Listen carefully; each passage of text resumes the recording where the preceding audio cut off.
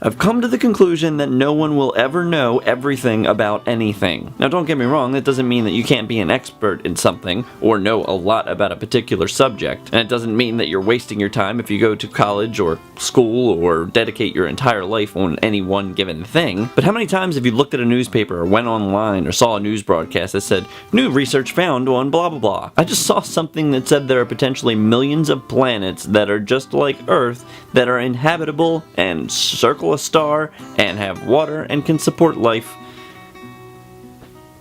I mean, come on.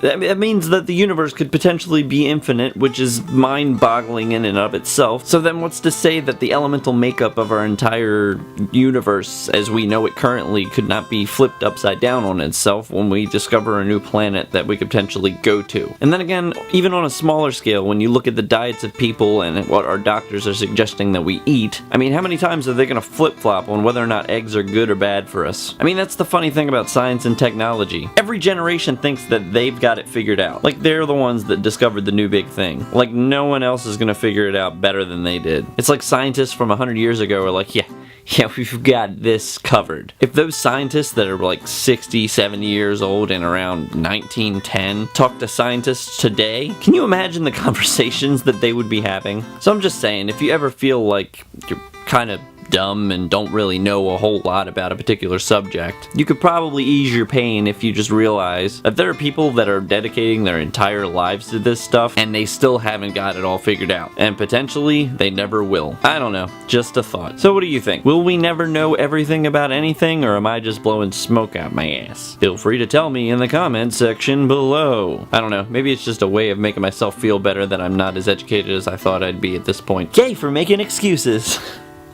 See you next time.